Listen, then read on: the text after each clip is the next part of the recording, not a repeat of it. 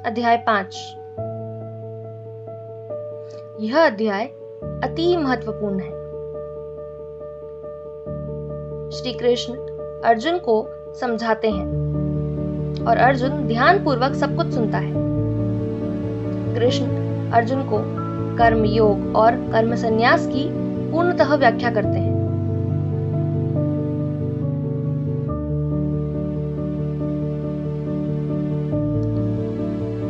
तब अर्जुन पूछता है, हे प्रभु, मुझे समझ नहीं आया।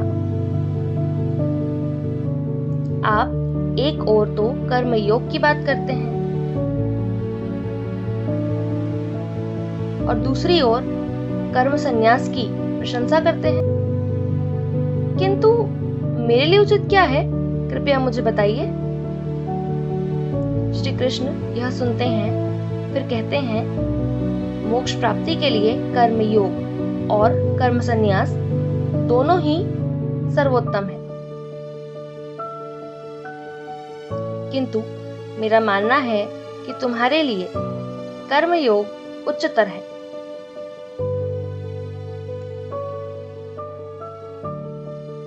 संसार में सभी प्राणी अपने लक्ष्य की पूर्ति के लिए कार्य करते हैं, कठिन परिश्रम और मेहनत करते हैं, फिर धीरे धीरे वह कार्य सरलता से करने लगते हैं,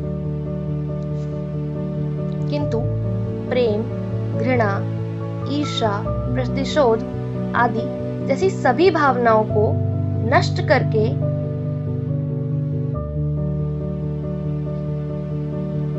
अपना कर्तव्य पूर्ण रूप से करना चाहिए।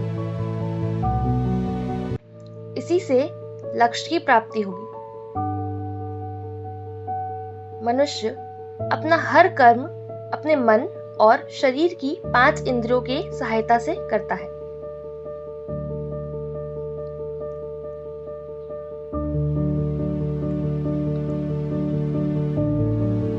किंतु आत्मा वह क्या करती है?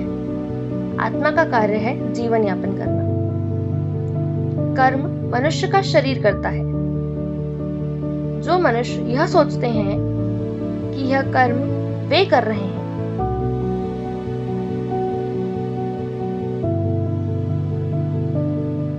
वे गलत सोचते हैं। मोक्ष की प्राप्ति आत्मा में ध्यान करने से होती है।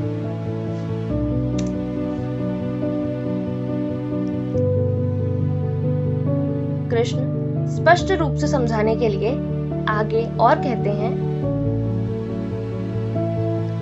मनुष्यों में विभिन्न क्रियाएं जैसे श्वसन करना, सूंघना, सोना, खाना, पीना, स्पर्श करना, बोलना, सुनना, चलना, दौड़ना आदि जैसे सभी कर्म अपने शरीर द्वारा होते हैं।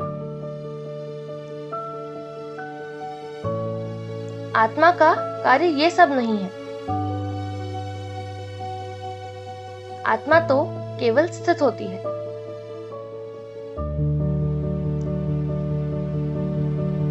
शरीर और आत्मा के अंतर को और पूर्ण रूप से समझाते हुए श्री कृष्ण कहते हैं, असंख्यात रूप से देखना, अनंत रूप से सुनना, कई बातें बोलना या अनगिनत वस्तुओं को स्पर्श करने जैसे कर्म हमारे शरीर में कामना को बढ़ाते हैं। आत्मा को यह कामनाएं किंचित मात्र भी नहीं भाती।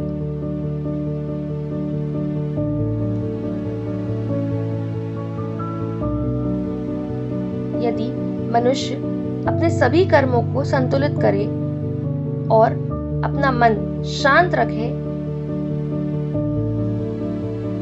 तो उसे मोक्ष प्राप्ति हो सकती है। किंतु यदि अपनी कामनाओं और लालसाओं में आकर हम असंतुलित हुए तो मन अशांत और मोक्ष अप्राप्त होता है। संसार में जो मनुष्य नर, नारी, परलैंगिक, दिव्यांग, बच्चे, बड़े, बूढ़े और इसके अलावा पशु,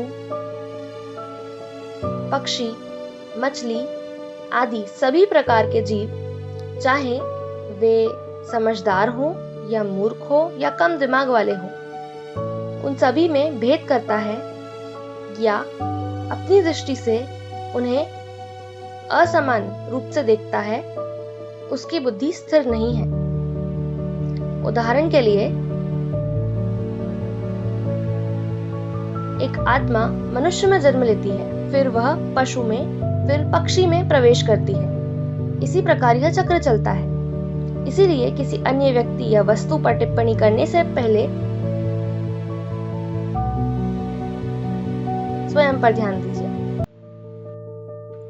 इससे हमारी बुद्धि स्थिर होगी और संशय मिट जाएंगे। किसी विद्वान या प्रतिभाशाली व्यक्ति को उच्चता समझकर उसकी अत्यधिक प्रशंसा करना या किसी मूर्ख या सामान्य व्यक्ति को कमतर समझकर उसकी निंदा करने वालों की भी बुद्धि स्थिर नहीं होती।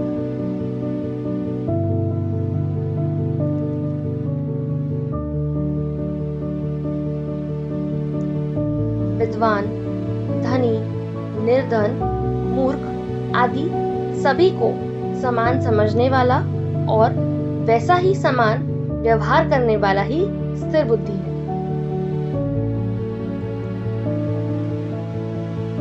प्रेमी से प्रेम और घृणी से घृणा न करने वाला,